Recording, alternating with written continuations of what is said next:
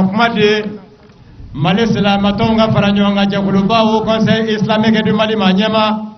Mali Silamadina Nyamoga Faranyonga Jakuluba Groupement de leaders spiritual musulman du Mali Manyama Silamea de Mato Ansaru Nyajoyoro Asayed Sherifa Osman Madani Assalamu alaikum wa rahmatullahi ta'ala wa barakatuh. Wa alaikum salam wa rahmatullahi ta'ala wa barakatuh. Antna majan able. Ambi folike na bawla. Inshallah. Anga mabba minu yan soro kene ka an karamgo. Anan barake nyo ala ka dine de ministraka. Sarabi ala di bulu. Batki bulu. Mogobaw. Nam. Mogobaba nyini ka mawre de bunya. Je. Ale rebi dugudi. Ga. Nyote ala ba do ni toro minu nye jamana soro ni kile fulani na sisa.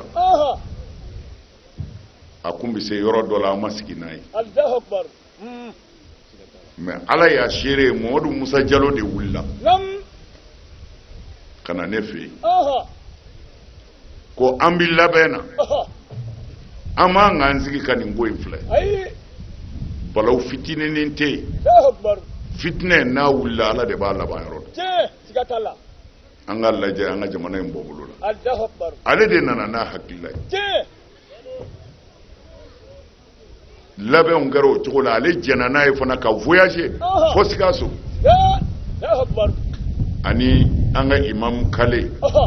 ka fara chamka ani karamgo chama wore Allahu akbar. utara muna ko ka fitne faga ka bo jamana ko Je, sigatala. ala kira ya nyamarunde sallallahu ta'ala alaihi wasallam Salim. Ajdra. anyo de fo Je. anti fama neni anti fama doya be kira ya mbali kula Je, sigatala. mais ni fama fana flila ka tien foyer ala yo wajibi ya anga Je, sigatala. Ajdra. Allahu akbar. mais ami fe mo ka min fama anti politique mo yo di joro yini Allahu akbar. on bi barake ni dine togodi Je. min may o ka nga fo o foyoro la Je. o nga dabla lawa ama dabla wa wama ala rasul illa al balagh foi te ci de ka ci selu Je. mugu tambulo marfa tambulo Ai.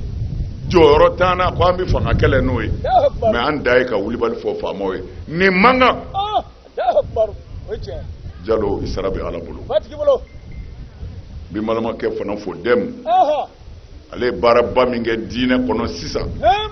ka ambe lafiya Je. ambe Allahu akbar. aye qur'ane hifzu yorojo qur'ane bi durusi yoromna katla ka medarsa jo ka école jo Je. hali dogotoroso abika ka jo akono Allahu akbar. anyara tara a dayeleli provisoire la Je. Sigatala. dayeli babe yo Be. ni ko be se zoro mamna o dayeleli be Sigatala. mais amba fu asarabe alabu Batki bulu. ale ya joro bafa Je. la harab mim se ga fo alay Allahu akbar. mogo kalanina Siga. qur'ane durusi yoro de do ide bita do qur'ane durusi la bi toy Je. fo ka ka durusi liba Allahu akbar. kala yoro be ni man fe marasa de ka kala ide ku ubi arabu ke ubi école ke Allahu akbar. afla be anglais rebe ke Allahu akbar. mana mogo min sera ko nyona bara bake o ka ngafo Sigatola. katla ka misri yere jo akono fana Nam. abara inga boda ni tara ibi masaya sigalama Allahu akbar. ambi dem fo Ayi poli. ala ka sara Amin amin.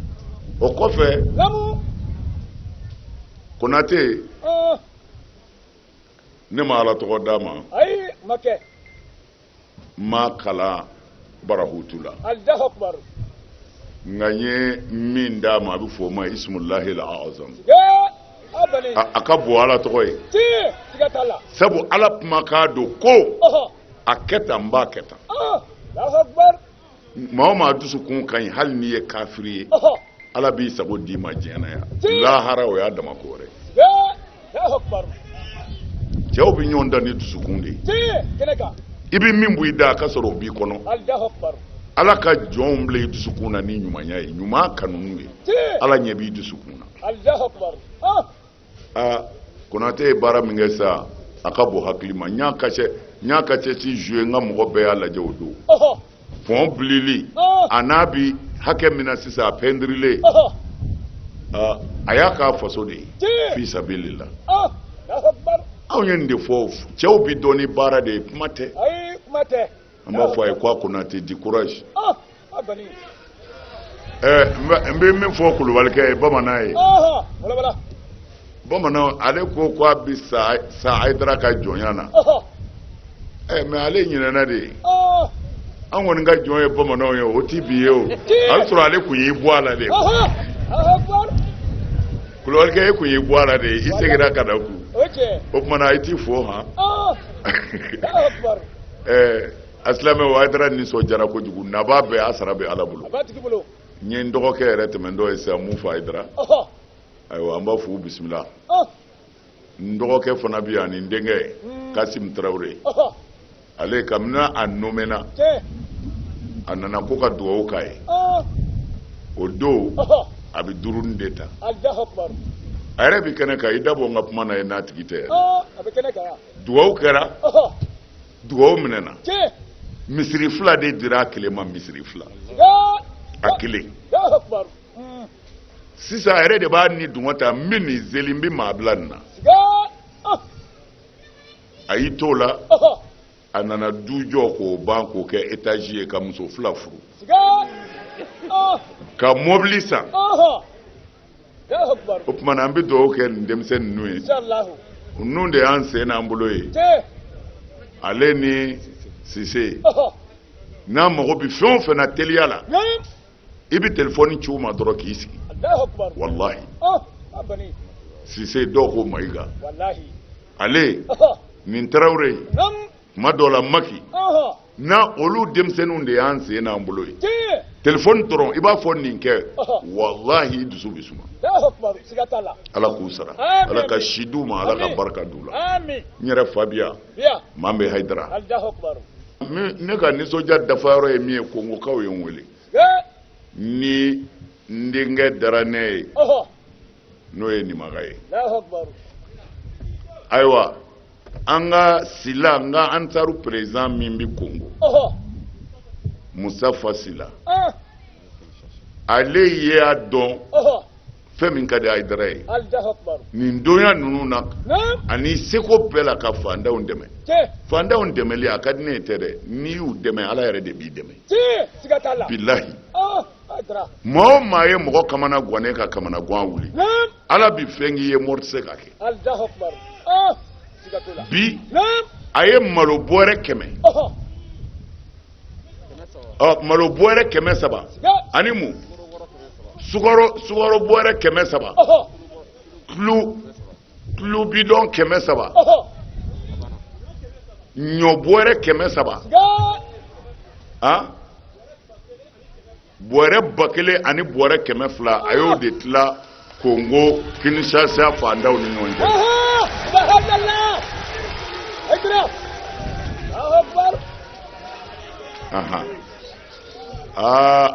ne yɛrɛ tɔsi tɛ n na n bɛ fɛ ka min fɔ dɔrɔn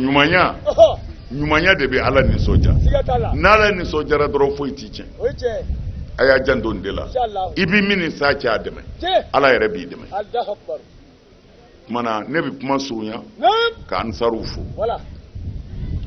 u ye fɛn o fɛn kɛ Ala ɲɛ b'a bɛɛ la ŋaniya o ŋaniya b'u kɔnɔ Ala ɲɛ b'a bɛɛ la nka ne b'a ɲini Ala fɛ u labɛnnen bɛ ɲumanya minnu kɛli kama ani diinɛ ka ɲɛtaga min kama ni u bɛ ka k'o de miiri Ala k'a latigɛ u ye Ala k'a n'u dɛmɛ minnu y'an kɔn dali la Ala ka yafu ma ani minnu bɛ taa jala fana Ala k'a sɔrɔ Ala yafalen bɛ an yɛrɛ ma an b'aw fo k'aw wale ɲuman dɔn k'aw barikada a ka su baara la ani tile vraiment an b'an ka politikimɔgɔw fana fo minnu ye layidu d'a ma u ti tasuma mɛnɛ an t'u mankan mɛn nka an k'an jija tiɲɛ ka baara kɛ an b'u fo o y'o bonya min ta ka sin an ma an b'a f'u ye o ti bi ye kabini Ala k'an da an bɛ baara kɛ an bɛ min fɔ faamaw ye tilennenya ni laadiriya de don mana an ba an seko la nga mɔgɔ tɛ se min na i tɛ se o la nga i bɛ se min na i bɛ se an yɛrɛ b'an sɔn mana ni ala sɔnna jamana in ni ala farala an kan a bɛ suma hɛrɛ bɛ don a kɔnɔ mana bana jugu in ala k'an kisi a tɔɔrɔ ma ala k'an ka jamana kisi ala k'an bɛɛ yɔrɔ janya nin tɔɔrɔ ninnu na ne ka faama foli man ca ayi Aidara ka faama fo o man ca kosɛbɛ nka nin kɛnɛ in kan n bɛ premier ministre fo n b'a fo n t'a fo a ka dɔrɔmɛ kama a y'a ɲininka bilahi aliyul azim kabini ala k'an da ne ma taa n yɛrɛ mago personnel la fɛ mais mɔgɔ min don ni ko gɛlɛyara cogo o cogo ni sera n'a y'a ma a bɛ bɔ da di c'est-à-dire k'a fɔ karisa ko a tɔɲɔlen don a b'a fɔ a wele ka na karisa ko nin gɛlɛn b'a la a b'a fɔ a wele ka na karisa ko a ka du minɛnan na a dun ta don a b'a fɔ a wele ka na bon jamana b'i dilan tan de o mɔgɔw bɛ boli ka na anw yɔrɔ la fanga jumɛn b'an na o bɛ na anw k'u ka kumada de ye ka se fanga ma nka tiɲɛ na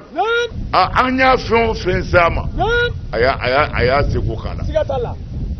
o la ni faama y'o kɛ a kan ka encourager de a kan ka encourager a kan ka ne m'a nommé n t'a nommé kuma dɔn mais maa min sɔnna ka fantanw bisimila o tigi kan ka fo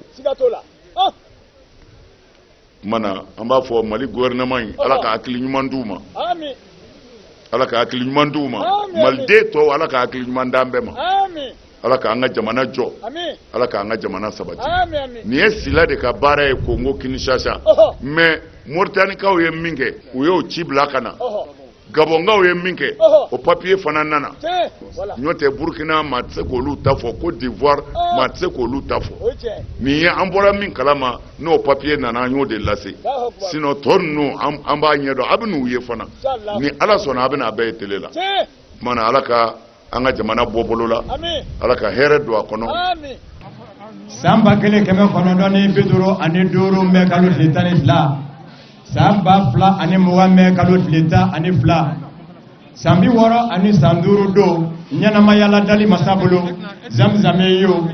Mali silamatɔw ka fara ɲɔgɔn kan jɛkulubaw conseil islamique du Mali ma ɲɛma Mali silamadina ɲɛmaw ka fara ɲɔgɔn kan jɛkuluba groupement des leaders spirituels musulmans du Mali ma ɲɛma silamɛya dɛmɛtɔ ansaru ɲɛjɔyɔrɔ Asayid Sherif Osman Madani san 60 ani san 5 ala ka diɲɛ kɔnɔ ala ka yamaruya kɔnɔ ka kɛ an bɛɛ lajɛlen bolo hinɛ ani hɛrɛ ye sisan an bɛna don baara kɔnɔ ni kuranakala ye ni kuranakala bɔra ye an bɛ kuma di ko labɛnnaw ma minnu ye kɛnɛ in labɛn ka basigi nin cogo in na u ka dakuru ɲɛ 2 lase n'o bɔra ye an balakaw minnu ka ko tɛ kodenni ye zamzame y'u bolo an bɛ kuma di an balakaw ma kɛrɛnkɛrɛnnen ɲɛna silamɛya dɛmɛtɔ ansar musolakaw ka ɲɛmaaba ni o ye an ba Ayise Sangare ye ale bɛ kuma n'o bɔra ye silamɛya dɛmɛtɔ ansar ɲɛmayasoba fédération ansardine international fadi o tɔgɔ la Seydou Tarawele ale bɛ a ka discours lase n'o fɛnɛ tɛmɛna ka bɔ yen an bɛ sɔrɔ ka kuma di an ka karamɔgɔlakaw ma silamɛya dɛmɛtɔ ansar kɔnɔ bonda min ɲɛsin bɛ karamɔgɔlakaw ma olu bɛna laseli kɛ zamzame y'u ka baaraw ka a ye baarabaw minnu kɛ silamɛya diinɛ kɔnɔ faso jɔ nasiraw ka da bɛna de o la n'o tɛmɛna ka bɔ yen dɛmɛ n'a fɔra banni yɔrɔ min fonisiriya de bɛ ye ka sabu kɛ a y'o ye a mɔkɛ la ni o ye Mohamed El Mustafa ye dɛmɛba bi kɛ o ye laada ye san o san ka bɛn ni bange ni nisɔndiyaw ye dɛmɛba min bɛna kɛ Asayid Sherif Ahmed Tidiane Aidara ale bɛna dɛmɛw di n'o bɔra ye dunanbaw minnu bɛ yan wali kelen maabaw minnu bɛ yan kuma bɛ di olu ma olu fana ka laseliw kɛ n'o tɛmɛna ka bɔ yen ka don lajɛli fɛ o na ta ka di commission fɛ n'o fana bɔra yen san 60 ani san 5 buji o bɛ fa zamzami y'u tɔgɔ la a ka denbaya fɛ ka laban ka san wɛrɛ ta ka ɲinitali masa fɛ ala k'o nɔgɔya an ye an bɛ sɔrɔ ka kɔrɔfɔ lase Mali silamatɔw ka fara ɲɔgɔn kan jɛkulubaw conseil islamique du Mali ma ɲɛma Mali silamadina ɲɛmaw ka fara ɲɔgɔn kan jɛkuluba groupement des leaders spirituels musulmans du Mali ma ɲɛma silamɛya dɛmɛtɔ ansaru ɲɛjɔyɔrɔ Asayid Sherif Ousmane Madani Amanyene Gauzu Kiashufe Akana. أعوذ بالله من الشيطان الرجيم.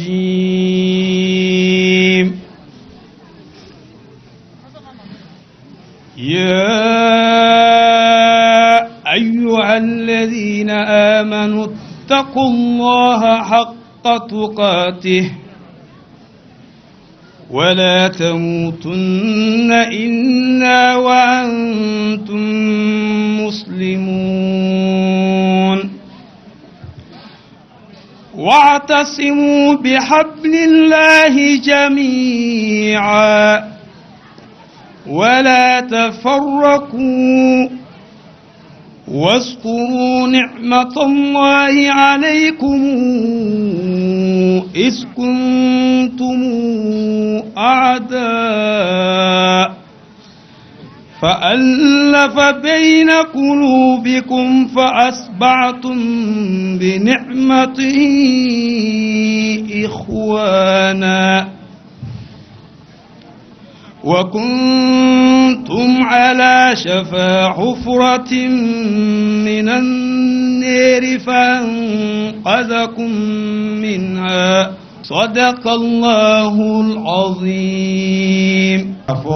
Kabeni zamzami yu kabangeni nisodiyaw nu nyanyane ale be ka kunafoni dafa malobore kɛmɛ fila ko de dira binani de be di furula ya ka dafa la jede fluka malobore kɛmɛ fila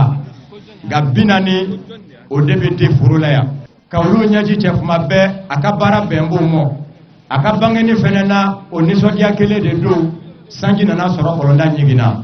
o kumana Bamadani de ani Bashida Tarawele de Asayada Sherif Ousmane Madani Haidara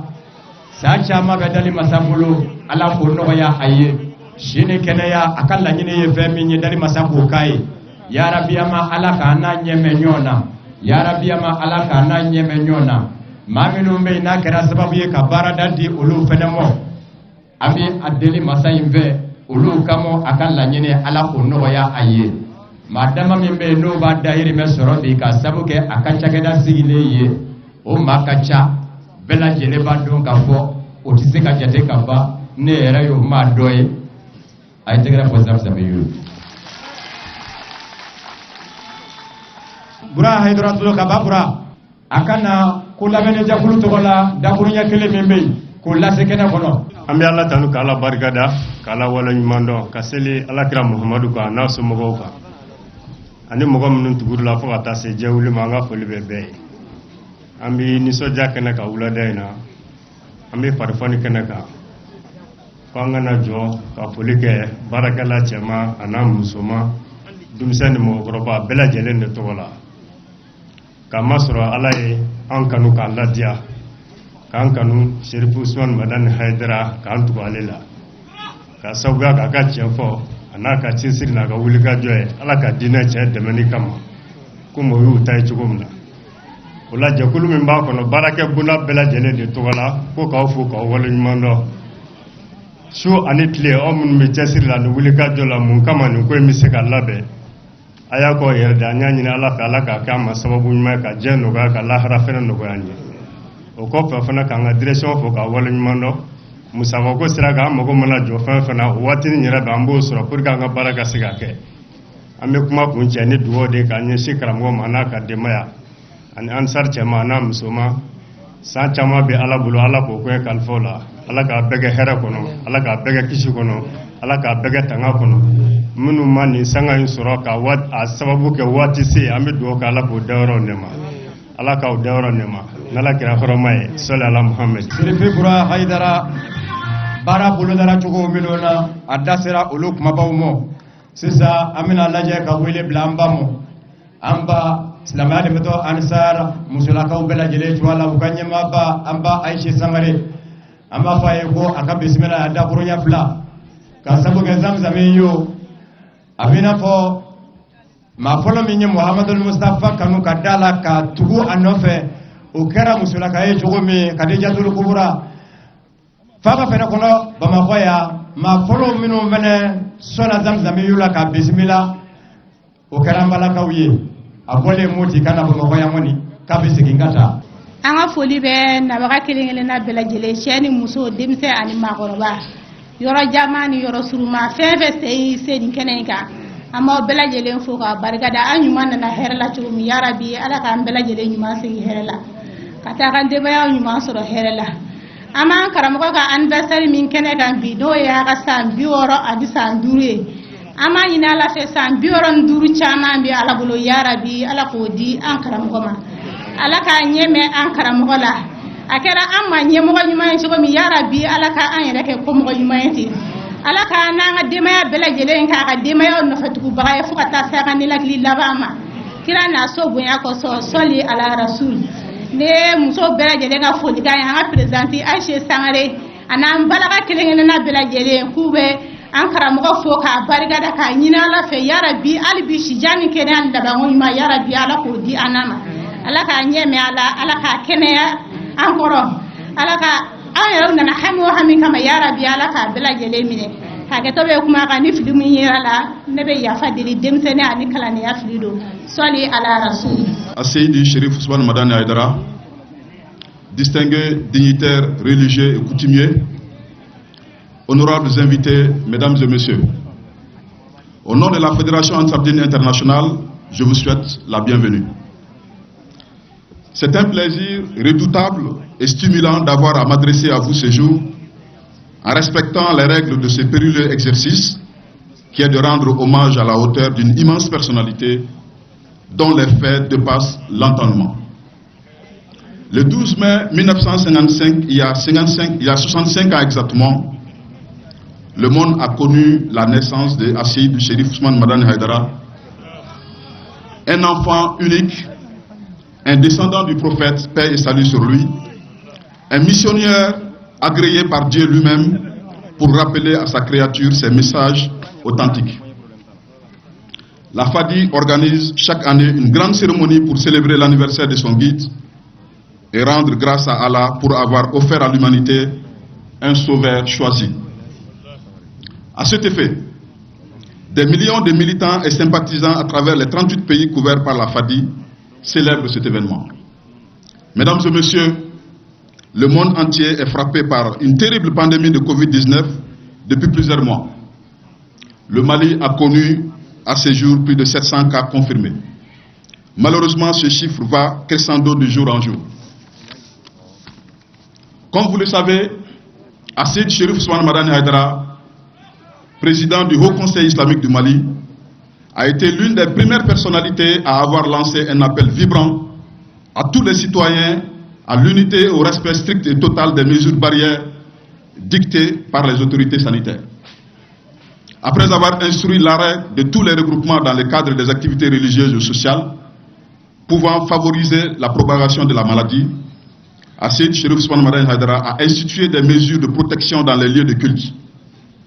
Au demeurant, il a organisé une importante donation de kits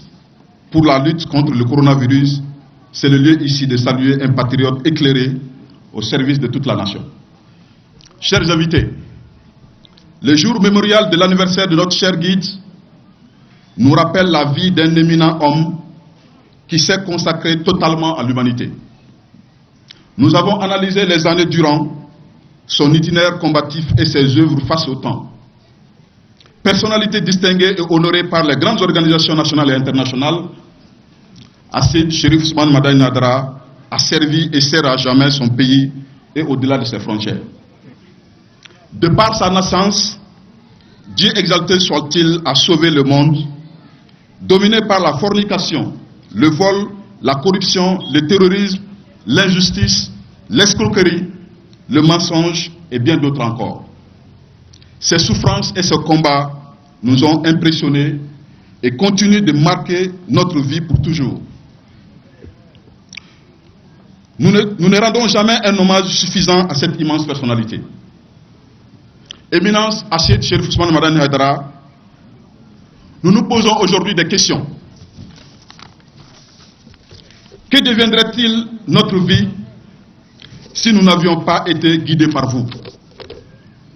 Qu'adviendrait-il à ce monde d'ignorance s'il était orphelin de votre venue? La réponse à ces questions est que nous serions tout simplement des hommes égarés, ennemis les uns contre les autres. Il y a des êtres ainsi que des vérités qui ne changent jamais avec le temps. Vous êtes une source indispensable de bien-être, une ressource inépuisable de savoir, un exemple parfait de sagesse. Tel s'avère être l'éminent guide dont c'est aujourd'hui le 65e anniversaire. Pour ne citer que quelques traits caractéristiques de cette personnalité, c'est vous qui avez sauvé des millions d'hommes, de femmes et d'enfants. C'est vous qui avez rassemblé les musulmans dans leur diversité. C'est grâce à vous que des milliards sont aujourd'hui investis dans le secteur de la santé, dans l'éducation,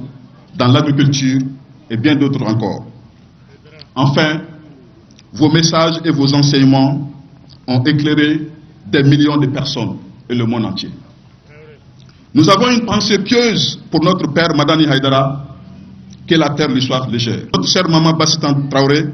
pour qui nous souhaitons une très longue vie et une parfaite santé. Joyeux anniversaire à Seyd Cherif Ousmane Madani Haïdara. Bonne fête à tous. Merci. Nyanamaya kumbeke chogodi ni bani kumana jiena. Angumbeke chogodi ni jien ngono bi jien minge menyon da jien ye ni bani kumana jiena. Angumbeke nyon juguye ka nyon dumi nzema na kumi no bo mine ko dum bebi ye ki to dum wara bolo kuma imvamba munu be o de dafe nazarakala. Ay tegra fo Seydou Traoré. Zamzame yo ako ikabarabaw kera sababu ye ka cakɛdaw sigi senga miliyɔn caman bɛ ka don o da fɛ ka faso jɔ i kɛra sababu ye ka faso wɛrɛ jɔ silamɛya diinɛ dɛmɛnen kɔfɛ e ye fɛn min fɔ kunungo a bɛna fɔ o fɔra bi ka sabu kɛ waati n'a cogoya ye waati ma na munumunu cogo cogo a bɛ laban ka na jɔ i ka fɔlen la fɛn kelen bɛ ni jogo in ɲɛna fɛn bɛɛ lajɛlen bi ɲɛ ka sabu kɛ maa ti bila i ma ɲɔgɔn na k'a fa fiyewu Zamzam yo a y'a jira k'a fɔ e sababu la o sera ka si dɔn o la a ko kɛnɛya ko min ni o bɛ senna bi o sababu la i ye wele da i kɛlen kɔfɛ k'a jira k'a fɔ min ye sariya labatoli ye e bɛ kɛ o misali ye i ye wele da ka ɲɛsin bɛɛ lajɛlen ma maaw ka jamana ɲɛmaaw ni kɛnɛya tigilamaaw ka kumaw labato i labanna ka dɛmɛ ta ka ɲɛsin maaw ma ni saniya minɛnw bilali ye u ka bolo kan dakuruɲa kelen a ko a bɛ dugawudon kɛ cɛkɔrɔba ɲuman ye fo ya fɔ tamani sɛlɛdon la n'o ye Ba Madani Haïdara ye an ka musokɔrɔba ɲuman n'an dɔw ka madamu don Baasitan Tarawele sini kɛnɛya Ala k'o nɔgɔya a ye kɔrɔfɔ fanba kɛra nin ye Seydou Tarawele président Malibatɔ Ansar ɲɛmaayasoba fédération Ansardine international Fadi tɔgɔ la an bɛna kuma di wudogulakaw ma n y'a fɔ a ye n ko silamɛya dɛmɛtɔ Ansar kɔnɔ bonda dɔ bɛ yen min ɲɛsin bɛ karamɔgɔlakaw ma o ye wuduw ye a ɲɛmaaba bi yan Alpha Diallo a y'i wasa don maa min na a Cheikh Ahmed Sangare El Hadj Ahmed Sangare ka bɔ Côte d'Ivoire ni Ala sɔnna ma ale bɛna kuma wuduw tɔgɔ la. أعوذ بالله من الشيطان الرجيم بسم الله الرحمن الرحيم الحمد لله وحده والصلاة والسلام على من لا نبي بعده وعلى آله الأطهار وصحابته الأخيار ومن والاه من يوم الدين وبعد السلام عليكم ورحمة الله وبركاته الحمد لله من على يا ربي سجاما على كودي أنكرم غما على كا أشي جنيا هالبي على كا كشي على كا تنا الحمد لله برامي كالفلا أو ناودي أنكرم غوا سيد شريف عثمان مداني حيدرا كابيني nana ala ka dugukolo sanfɛ fo kana se an ka nin wagati in na ma a ka wuli ka jɔ diina dɛmɛli sira kan a ye baara minnu kɛ a ye réalisation minnu kɛ ko ka an da don o la an tɛ se k'a bɛɛ fɔ sabu wagati min yɛrɛ dira an ma a ka surun kosɛbɛ an bɛna lajɛ ala kumabaw ka dɔ fɔ o la inshallah ta'ala o la an ma daminɛ min na o de ye annahu ma najaha muslihun fi hadha alqarn alakhir mitlaba najaha ala sɔnna san kɛmɛ laban in na dilanikɛla si mana dugukolo sanfɛ k'i bɛna mɔgɔw de dilan ka mɔgɔw wele ka taa ala ma ka mɔgɔw ni ala cɛ dilan ko i ka laɲini ala sɔnna k'i dɛmɛ o la a ka sabati i bolo mɔgɔw k'i faamu i yɛrɛ ɲanama k'a kɛ i ɲana san kɛmɛ laban in na walima san kɛmɛ caman ka kɔn an ka san kɛmɛ laban in ɲɛ o ɲɔgɔnna ma kɛ mɔgɔ ye i n'a fɔ a kɛla an karamɔgɔ ye a Seyd a Cherif Ousmane Madani Haïdara ولم يرزق القبول في القارة السمراء داعية مثله دينا ولد la shimana anga farafina continent sanfɛ ko mɔgɔw ye min faamu k'a kanu k'a k'a fɛ hali ni dɔw ma se k'a labato i n'a fɔ o min ɲɔgɔn kɛla an karamɔgɔ ye a Seydi Sherif Usmani Madani Haidara ni an karamɔgɔ ka wuli ka jɔ ye nabadha kathirun minan nasi ashirka wasariqa mɔgɔ caman mɔgɔ 100 yirika mɔgɔ 2 yirika mɔgɔ 1,000,000 yirika olu ye filangafoya ye ka toyi ka suɲɛni ye ka toyi k'u yɛrɛ fosi ka bɔ jɛnɛya la silamɛya jogo ba minnu fɔla k'a kɛ cogo bɛɛ lajɛlen na k'u yɛrɛ bɛn silamɛya jogow ma musow ye disaw biri denw kɛla dugadenw ye ayiwa danaya sabatila mɔgɔw ni ɲɔgɔn cɛ silamɛya ka bonya silamɛya ka nɔrɔ silamɛya ka nafa o segila a ma a so kɔnɔ ni an karamɔgɔ a Seydi Sherif Usmani Madani Haidara ka weleli ye o sisati jamiyatun mutaramiyatul atraf jɛkulu dɔ sigila sen kan tɔn dɔ sigila sen kan tɔn min n'a kɛla ka diɲɛ bɛɛ labɔ tɔn min ye diɲɛ bɛɛ labɔ tɔn min ni a bolofara bɛ duniya continent bɛɛ lajɛlen kan jamana 30 ani kɔ près de 40 pays dans le monde tɔn in représenté len don o yɔrɔw bɛɛ lajɛlen na o la o tɔn in bɛ mun kɛ tabudhul ghali wan nafis liyuslima an-nasu kullu an-nas wa tus'ida al-bashariyatu fi dhill al-qiyam al-islamiyya tɔn in ka laɲini bɛɛ ye mun ye ka o seko bɛɛ kɛ fɛn o fɛn b'u bolo k'o ye valeur ma fɛn ye k'o bɛɛ lajɛlen labɔ munna adamaden bɛɛ ka kisi sɔrɔ bɛɛ lajɛlen ka balo hɛrɛ la adamadenya ka balo silamɛya jugubaw dulen kɔrɔ o la o siratigɛ kan tɔn in ye kalanso plus de 1000 madrasa plus de 1000 écoles tɔn in sera k'o de jɔ à travers a représenter nos jamana minnu kɔnɔ Mali dama o bɛ taa plus de 500 madrasa ni ye Côte d'Ivoire ni Burkina faraw kan ani jamana tɔw a bɛ taga plus de 1000 écoles comment dirais-je dans le monde naam fam ko ɲuman Ala k'o d'a ma o kɔfɛ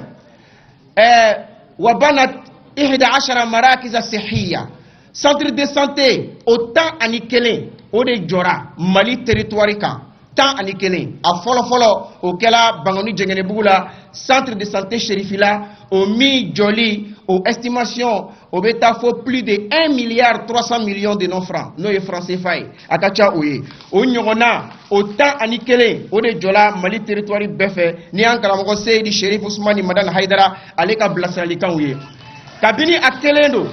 kabini a b'a kelen na a tun ye nin wele da ka ɲini silamɛw fɛ ko hali n'a kɛla jumakun o jumakun ni silamɛw bɛ se ka 5 fara ɲɔgɔn kan walima 20 munna u ka se ka kɛnɛyasow jɔ dɛsɛbagatɔw ye ka miskinaw ɲɛji cɛ nka a don a kelen tun don a kumana kuma in ma lamɛn mais Ala sɔnna an karamɔgɔ il a joindre l'œuvre à la parole a ye qarana al-amala bil qawl a ye baara tugu kumakan na tumana min na mɔgɔw sɔnna ka sɔn a ye mɔgɔw sɔrɔla minnu ko an b'i nɔfɛ an bɛ bay'a k'i ye i ka diinɛ dɛmɛli la k'i dɛmɛ o sira kan alhamdulillah a ye nin hakilila in don o kɔrɔ bi o de nafa filɛ kɛnɛ kan dɔgɔtɔrɔso 10 ani 1 min jɔla Mali kɔnɔ dɔwɛrɛ bɛ ka jɔ jamana wɛrɛw la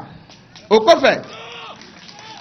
n'i y'a mɛn ko siège social marakiz ijtimaiya n'o ye siège social ye silamɛya kungo fɔ yɔrɔw ani séminaire de formation bɛ kɛ yɔrɔ min atelier de formation bɛ kɛ yɔrɔ min congrès bɛ labɛn yɔrɔ min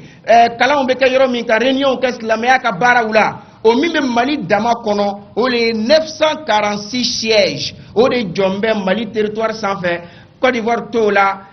Burkina t'o la jamana wɛrɛ t'o la n'an ka m'olu bɛɛ lajɛlen fara ɲɔgɔn kan ko olu bɛɛ lajɛlen ka siège social minnu jɔnnen don silamɛya dɛmɛli kosɔn silamɛya yiriwali kosɔn silamɛya kɔrɔtali kosɔn séminaire de formation ni o n'a ɲɔgɔnnaw la an tɛ se k'a hakɛ bɛɛ fɔ nin yɔrɔ in na nka Mali dɔrɔn na nous avons 946 sièges sociaux min jɔlen don Ansardine ka sira fɛ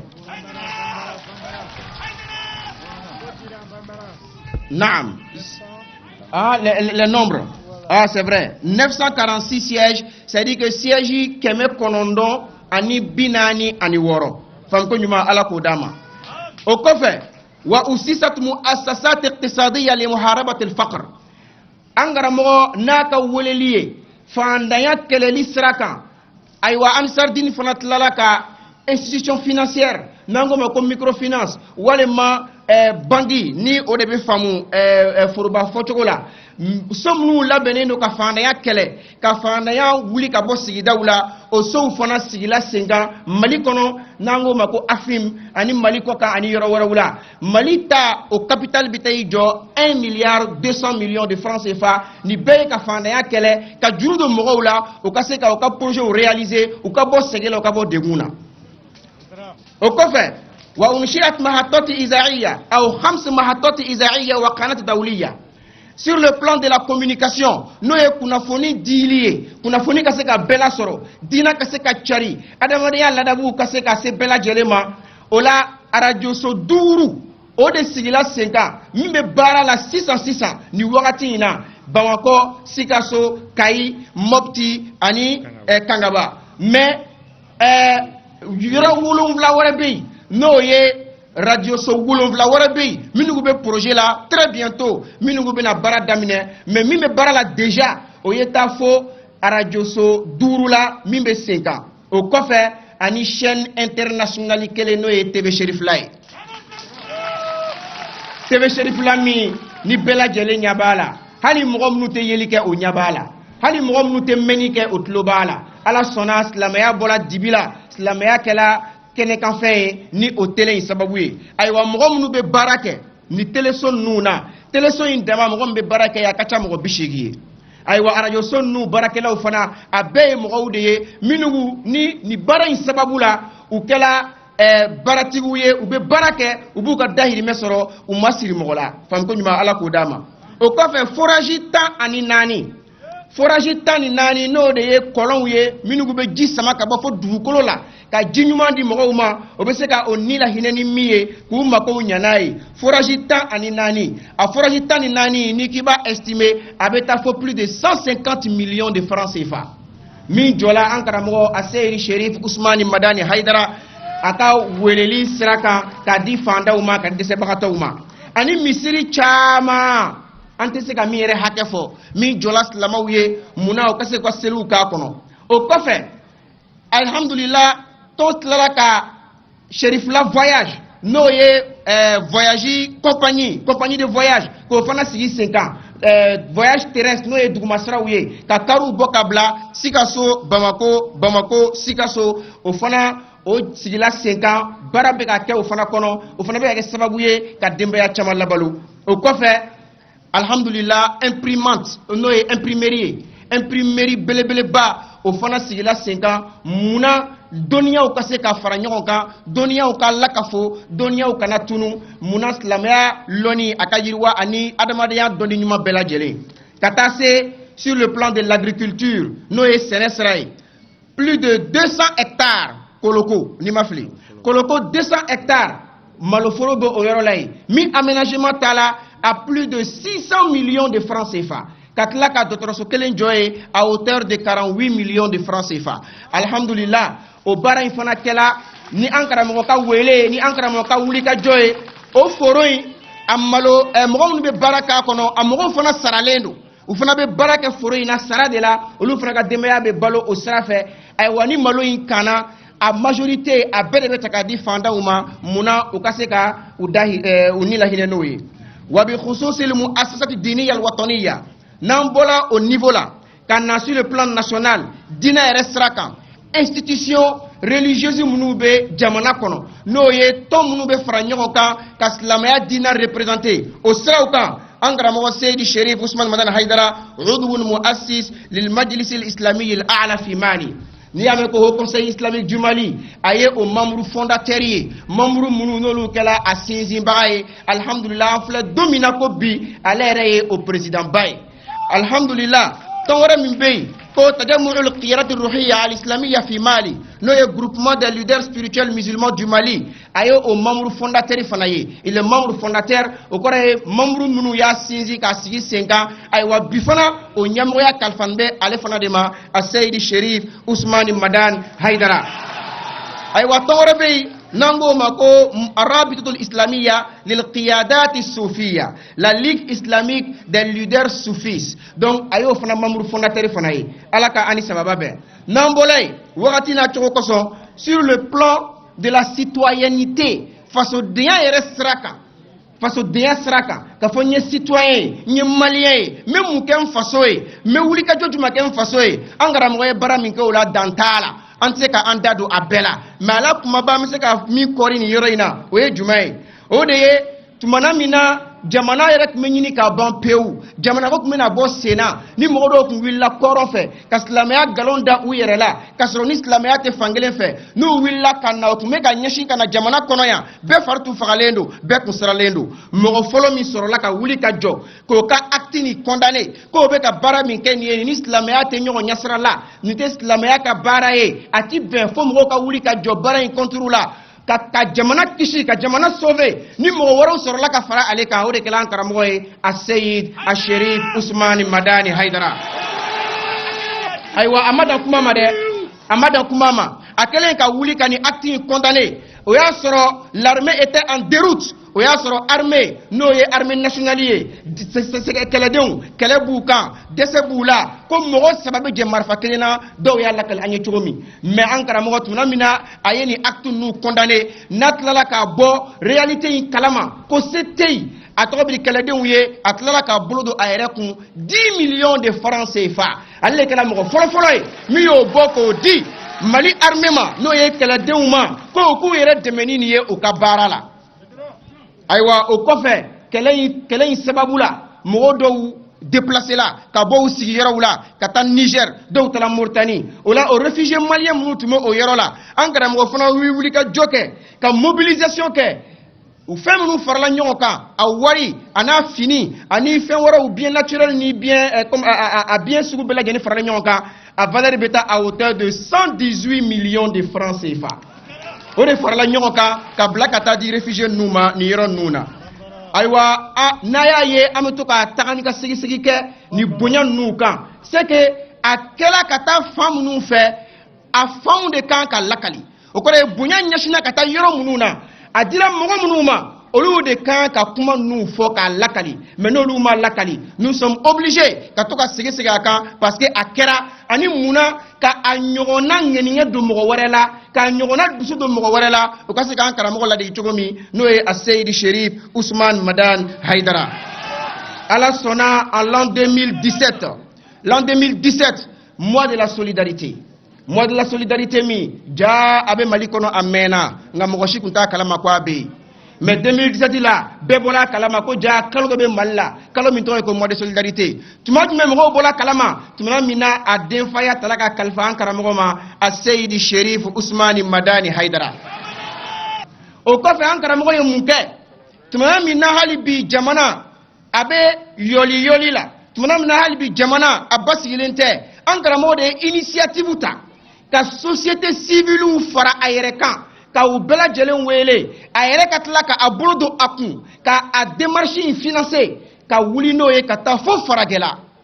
ka taa Mali ka cause plaider auprès des puissances mondiales ka taa Faransi ka taa Allemagne ka taa Suisse ani Belgique ni mafili donc an karamɔgɔ ale de kɛra ni initiateur ye ale de kɛra ni baara in sinsinbaga ye ka wuli ka jɔ sen kan ka mɔgɔw fara ɲɔgɔn kan société civile ko an ka taga se bɛ minnu ye bi diɲɛ kɔnɔ ni ala kɛ bɛ ka diɲɛ fanga di minnu ma an ka taa an ka cause plaider an ka jamana bɛ lihalaya min na an ka taa ɲɛf'u ye o bɛ se ka an dɛmɛ cogo min ka jamana in bɔ bolo la o ka se k'o baara kɛ donc an karamɔgɔ a y'o fana kɛ a Seyid Sherif Usman Madani Haidara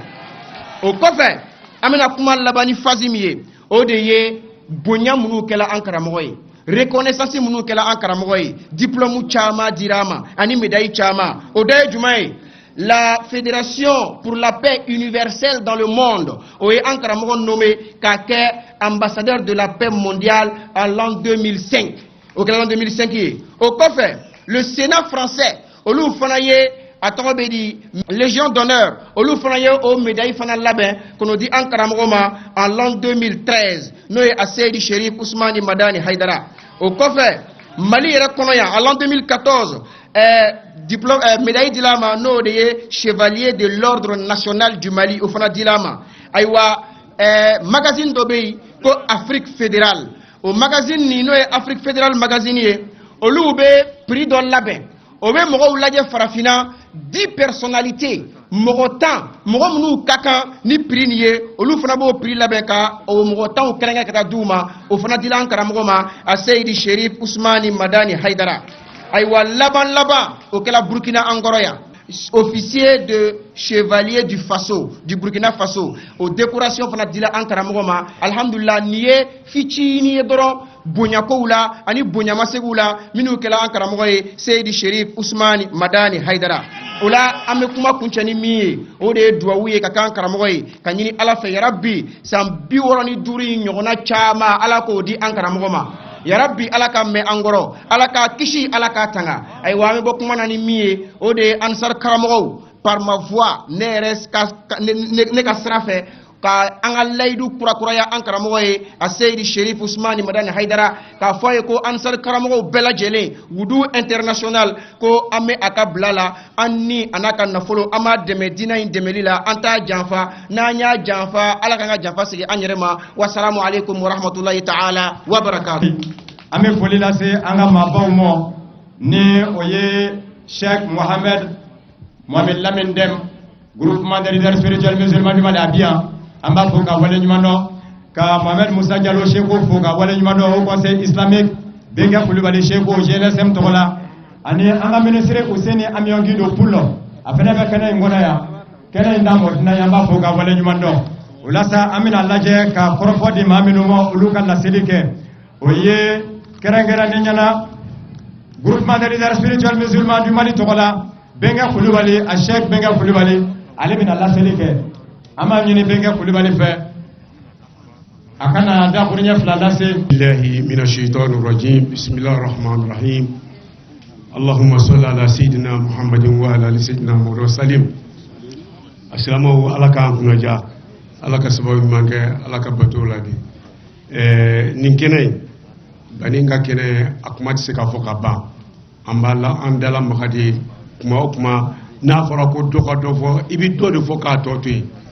mais an bɛ min fɔ ala kira ye kuma kelen fɔ sallallahu alaihi wasallam a ko san kɛmɛ o san kɛmɛ ala bɛ cɛ dɔ ci cɛ min bɛ ala ka diinɛ kurakura bani e do nin san kɛmɛ tan ye karamɔgɔw bɛ yan minnu b'a dɔn sabu a ye baara min kɛ diinɛ kɔnɔ karamɔgɔw da sera a ma sisan mais n delila ka kuma kelen fɔ a ye mɔgɔ i bɛ da konin kelen de bɛ mɔgɔ da mɔgɔ la konin kelen de bɛ mɔgɔ tigɛ mɔgɔ la a don Mohamed Musa Diallo ne n'ale de bɛ ɲɔgɔn fɛ a kɛra tamani de ye don min na ni sirifikɛ y'i bolo kɔrɔta fadenw cɛ la a ko n'a y'a sɔrɔ mɔgɔ min ye ne bolo minɛ faden to la n bolo yɛlɛlen filɛ a k'a jigin o kɛra tamani cɛmancɛ la a don ne ni Mohamed Musa Diallo bɛ ɲɔgɔn fɛ a ko Kulubali a ko tiɲɛ yɛrɛ la jaa n'i y'a ye ba bɛ ba bi dɔ de dɛnnen bɛ tɛnɛn na Mohamed Diallo sigilen filɛ ale de y'a fɔ bani nin ye fitinin dɔrɔn de ye bani ko la walayi a tɔ ma se fɔlɔ a bɛ komi madinɛkaw ni magankaw o magankaw ko hɛrɛ min b'olu bolo ko Nabila Ibrahim ye duwawu mun kɛ o hɛrɛ de bɛ alakira ta mana fɔlɔ hali bi bani i fana ta tɔ de bɛ min ka bon ka tɛmɛ nin bɛɛ lajɛlen kan i bɛ baara min na ala k'i bolo m'a la bani i ye jigitigiw min kɛ ala de b'a dɔn kɛrɛnkɛrɛnnenya ne bɛnkɛ ne bɛ se ka n bolo kɔrɔta ne b'i fo ka da la k'a yirila k'a fɔ i ka jɔn dɔ de filɛ nin ye fo ka taa nin bɔ don min na walayi a ye min kɛ n ye n yɛrɛ de b'a dɔn a ye min kɛ n yɛrɛ de b'a dɔn ani alaw taala cɛ o kumana n ye n yɛrɛ d'a ma fo ka taa se don min na n ka nakili laban ma o de sɔn n y'a fɔ de la ko bidami wa ruhi nufti ka yabani an jeli an'an ni an b'i kuma bɔ fo ka taa se an ka nakili laban ma insha Allah taala hakɛto bɛ nin kan sallallahu Muhammad Zamzam y'u ka cɛkɔrɔba an b'a fo ka wale ɲuman dɔn kɛnɛ in kɔnɔ yan ni o ye Bahambe Ayidara an b'a fo ka wale ɲuman dɔn Bahambe Ayidara a bɛ kɛnɛ kan yan an ka foli b'a ye ka foli ni wale ɲuman dɔn lase Zamzam y'u balimakɛw ma a jɔw bi yan ni o ye Hayi Ayidara Bakasimu Hayidara sirifow dɔw bi yan an ka foli b'u ye an bɛ wele bila maa min ma o ye Haut Conseil islamique du Mali Touala Mohamed Musa Diallo a Cheikh an b'a ɲini a fɛ dakuruɲɛ damadɔ a k'o lase Mali silamatɔw ka fara ɲɔgɔn kan jɛkuluba Haut Conseil islamique du Mali ɲɛma Sambi woro ani sanduru ayo soro ɲanamaya la cogo min a ye san kelen fana sɔrɔ silamaya ɲɛmaya la Mali. Alhamdulillah wassalatu wassalamu ala rasulillah wa ala alihi wa sahbihi wa man wala. Alhamdulillah silamɛw an nisɔndiyalen an b'aw fo an b'aw barikada ka dugawu kɛ an kɔrɔkɛ an'an karamɔgɔ a Seyid Sherif Usman Madani Haidara ka dugawu k'a ye a ka nɔgɔn Ala bolo ka 65 wɛrɛ fara o kan o ye joli ye o ye 130 o ye 130 est-ce que o ka gɛlɛ Ala bolo chinois cɛkɔrɔba caman bɛ olu ye 130 ye donc ka 130 di an yɛrɛ ma o man gɛlɛ Ala ma ya Rabbi Ala m'o kɛra maa o maa bɛ kuma ya i bɛ kuma ni dusukun ye ne ni n kɔrɔkɛ bɛ yan Thierno Mohamed Lamine Dème au conseil islamique tɔgɔ la au conseil islamique min ni dɔ ka kuma la a y'a fɔ ko Sherif Usman Madani Haidara y'a fondateur dɔ ye an kɔrɔkɛ kɛlen au conseil islamique président ye an ye maaw ye au conseil islamique kɔnɔ minnu yɛrɛ tɛ silamɛw ye depuis Ala ye Mali au conseil islamique da Chine ambassade ka wuli ka na ko chinois yɛrɛ nana ko maa kura min bɛ ɲɛmɔgɔya la k'u bɛ fɛ ka n'a ye ko waati da o ma dɛ k'a fɔra ko voyage ka gɛlɛ a ma ko mais ayi olu bɛ fɛ k'a n'a ka mɔgɔw invité ka taa Chine.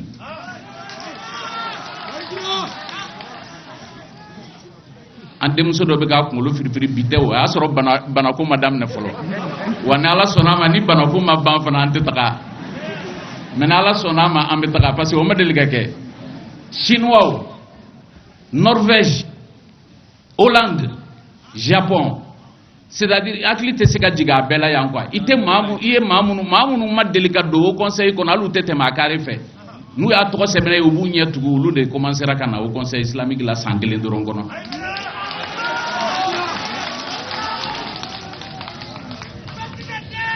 Silamɛw ni ne ko n bɛ nin liste dayɛlɛ peut-être que sun bɛ tigɛ ka sɔrɔ n kelen bɛ kuma la mais an b'o liste to yen parce que dɔ y'a fɔ sisan Sherifkɛ ka ko hakilimaya ko don i bɛ dɔɔnin de fɔ ka caman ba to yen o de y'i niyɔrɔ ye a la c'est-à-dire Ala yɛrɛ de bɛ adamaden dɔw dan ɲɛli kama hali ni maaw tɛ ɲɛ olu ma olu yɛrɛ kɛcogo an'u nacogo olu bɛ ɲɛ diɲɛ adamadenw ma Ala ye Sherifkɛ ko o de ye ne tɛ salon min kɛra walima kalo 2 kalo ayi nin dɔgɔkun dɔrɔn kɔnɔ depuis Mali cour constitutionnel ka résultat bɔra Mali fan bɛɛ tasuma de minɛna fan bɛɛ lajɛlen na su o su Mali yɔrɔ bɛɛ Bamakɔ yan région bɛɛ tasuma de bɛ minɛ fan bɛɛ mais nin y'an tile 2 tile 3 ye tasuma tɛ minɛ fan si aw b'a sababu dɔn wa Sherifkɛ de ye o maaw wele ka sigi ka kuma o maaw de sera Sherifkɛ ma ka n'u kalifa don a la a fana ko n tɛ don aw jigi kɔrɔ f'a ka tasuma minɛ dabila mais n'a ye tasuma minɛ dabila tiɲɛ kan ka fɔ maa minnu ye n'o ye faamaw ye n bɛ s'u ma aw tɔgɔ la ka tiɲɛ f'u ye o de la tasuma minɛ dabila la Bamakɔ tasuma minɛ dabila la Bamakɔ mais yɔrɔ bɛ yen an bɛ se k'a fɔ o tun ka jugu ni Bamakɔ ye n'o ye Sikaso ye depuis juma tɛmɛnen Sherifkɛ ye ne Cam Kɔkɛ Kali ani karamɔgɔ dama dama ka an bila an ka taa Sikaso ka taa yen fana tasuma faga Sikaso tasuma kun ka bon dɛ anw bɛ se Sikaso juma don min na Sikaso ka dɔw bɛ yen u t'u ni fɛ bi u ko nanbara min kɛra olu fɛ yen n'o nanbara ma wuli fo ni jamana ɲɛmɔgɔw y'olu bɛɛ fa sinon u bɛ ko min na u t'a dabila mais an y'a f'u ɲɛna anw nana groupement de tɔgɔ la an nana Sherifkɛ tɔgɔ la kunasini dɔrɔn an bɛ bɔ Sikaso tuma min na an ni députéw sigira député minnu yɛrɛ bolo olu de tun kan ka kɛ assemblée kɔnɔ député ninnu y'u engagé a y'a fɔ Sherifkɛ ye Sherifkɛ barika kama fɛn o fɛn ye violence ye fɛn o fɛn ye tiɲɛli ye fɛn o fɛn ye pinɛ jenini ye anw t'o kɛ yan abada Sherifkɛ bonya kama mais an jigi b'a kan an ka hakɛw minnu fana nanbara la a ka fara an kan an k'an ka hakɛw sɔrɔ an ni Sikasokaw farala o kan donc o tuma la maaw ye min fɔ ko mujadilu don o sigate mujaddidu don an bɛ ala dela ye sijan ni kɛnɛya ni laban ko ɲuman ya rabbi ala k'o d'a ma a sen dalen don wo min na mali silamɛya la ani dilali la jamana in kɔnɔ ya rabbi ala ma sen mɛnna wo in da la ya rabbi ala ka ibariyɛnw ɲuman ala k'a fanga se ala k'a barika don a la ala k'a barika don a ka denbaya la nin kun ye o conseil islamique ka foli ye k'a lase silamɛ bɛɛ lajɛlen ma san wɛrɛ bɛ ala bolo ala k'o yira an na wassalamu alaikum warahmatullahi wabarakatuh kuma janti an bolo an sinsinnen kɔfɛ ni ala tɔgɔya ni sɔnni kɛnɛ kɔfɛ ala kira ka sallallahu alaihi wasallam ka ala fo ka barikada ka waleɲuman dɔn a sɔnna ka anw sɔn ni cɛba in na an b'a fɔ aw ye an ka kuma caman na hali n'a y'a sɔrɔ silamɛ diinɛ tɛ an karamɔgɔ hayidara nana faso jɔ kama ni ko i ti diinɛ na i b'i faso kɔni fɛ hali ni diinɛ tɛ an b'a fɔ a nana faso jɔli kama sira caman kabini o conseil ɲɛmɔgɔya n'a dira a ma a bɛ ka fara ɲɔgɔn kan ka jɔ da kelen fɛ ka bɔ da kelen fɛ ka dumuni dun ɲɔgɔn fɛ diinɛmɔgɔ kelen mun y'a kɛ an fɛ jamana kɔnɔ ale don o kɔ tɛmɛnen kɔ jamana ɲagamina ka se degré dɔ la a tora dɔɔni motikaw kun ɲini k'o yɛrɛ bɔ maliyɛnya la mais ale ka ɲɛmɔgɔya sababu la diinɛ ɲɛmɔgɔw taara fara ɲɔgɔn kan kuma bi adamaden hakili sigi de ka taga an balima kɔrɔfɛmɔgɔw hakili sigi a tɔgɔ ye di moti n'ale tɛ o kun ti kɛ bi an bɛ yɔrɔ min na finitigiw mago bi an karamɔgɔ la bi ka tɛmɛ fanitanw kan o kumana an b'a ɲini ala fɛ san 60 ni kɔ in a ɲɔgɔn caman bi ala bolo yara bi ala k'o di an ma ne ti kuma jan fɔ ka taa yɔrɔ jan nka a ye min yira ne yɛrɛ kɔni na o bɛ ne bɔ a ma kɔlɔsi di ne ma a ma daba di ne ma a ko konate i dusukun dilan ɔ konate dusukun dilan ale de y'a maîtrise ye a ye dusukun dilan ka se yɔrɔ min na diɲɛ ɲɛmɔgɔ ɲɛ bi konate ka kɛtaw la ale hayidara sababu de don a ko konate i dusukun dilan o la an b'a ɲini ala fɛ ala ka hɛrɛ k'an n'a ye waati cogoya kama wassalamu alaikum warahmatullahi ta'ala wa barakatuh bani ka bangeni nisɔndiya hɛrɛ don fiɲɛ fɛnɛ nana o ye hɛrɛ ye a b'an hakili jigin san 3 yanni ɲinanjɛ sakɛ anniversaire kɛra nɛma sumaya tɔbɛ la a ɲiginen bani ko ka parapluie ta ka bɔ a yɛrɛ kunna k'a yɛrɛ ka dɔ sɔrɔ a nɛma na o kɛra a Cheikh Mohamed Lawin Dème إن الحمد والنعمة والملك لله ثم الصلاة والسلام على من بعث رحمة للعالمين إخوة الإيمان أحييكم بتحية الإسلام ألا وهي السلام عليكم ورحمة الله تعالى وبركاته. وعليكم السلام ورحمة الله. بل مسلمون أبعكتو أنكيلين بوك أنكم دامنين الله تعالى توبر كمين kasalikiba Muhammad sallallahu alaihi wasallam an ba ku islam ya fuli kai no ya assalamu alaikum wa rahmatullahi ta'ala wa barakatuh an bɛ nabaga bɛɛ fo a tɔgɔ n'a jamuna kuma caman tɛ anw fɛ nin na an ka sewa yirali kɔ an bɛ dugawu kɛ ala ka san wɛrɛ nin don ɲɔgɔn na yiran na k'a sɔrɔ an ni sharifkɛ bɛ ɲɔgɔn fɛ an bɛ ala deli ala ka sijan ni kɛnɛya d'an ma a n'a ka denbaya ayiwa a de min kɛ diinɛ ye ala de bɛ se k'a sara tɛ se ka foyi fɔ min tun ma fɔ ka tɛmɛ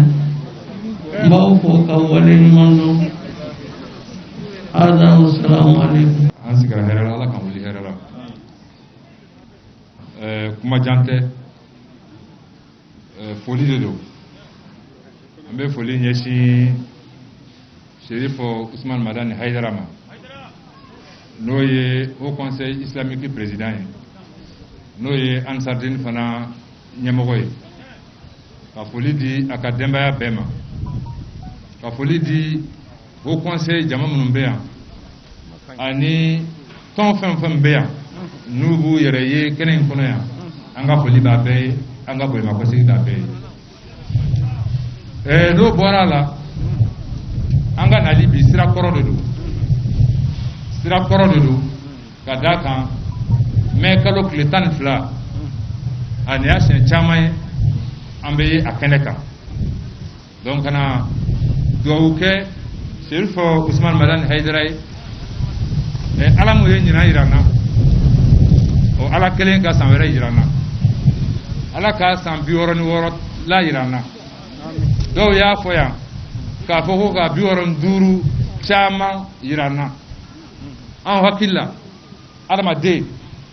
fɛn caman fana fɔra yan kɛwalew la mɔgɔ min mana kɛwale bila diɲɛ in kɔnɔ yan a baara e tɛ tunu diɲɛ in na yan a bɛ san 1000 bɔ a bɛ san 2000 bɔ a bɛ san 100 bɔ tɔgɔ bɛ to yen an bɛɛ bɛ mun kɔ n'o ye an ka kira ye sallallahu alaihi wasallam ne hakili la don o don plus sanw bɛ janya ka taa plus a tɔgɔ bɛ janya ka taa donc o bɛ cogo min na kɛwale ani jogo o de bɛ se k'a to mɔgɔ tɔgɔ bɛ to diɲɛ na an bɛ dugawu kɛ ala ka dɔ fara a kan hali bi ko san 65 in kɔnɔ baara minnu kɛra a ɲɛfɔra yan mais bamananw ko ni taama ma ban bolo fifa ma ban hali bi an ka jamana a bɛ gɛlɛyaw b'a kɔnɔ gɛlɛya caman b'a kɔnɔ ala ye an tile bɛn o de ma an bɛ dugawu de kɛ an b'a laɲini hali bi Cherif Madani Ousmane Haidara fɛ a bɛ baara mun na basigi sira fɛ a bɛ baara mun na kɛnɛya sira fɛ a bɛ baara mun na kalanko sira fɛ a bɛ baara sugu o sugu mun na jamana in kɔnɔ yan hali bi ala ka barika don a la ala k'a caya ni tɔ ninnu kɛra san 65 kɔnɔ an b'a ɲini san 5 nata in kɔnɔ o ɲɔgɔnna wɛrɛ ka kɛ fɛn ka kɛ mun ka ca n'o ye donc an ka nali yan bi vraiment o foli de don n y'a fɔ cogo min na hali bi n bɛ segin a kan sira kɔrɔ de don ala ka san wɛrɛ ta jira n na merci beaucoup.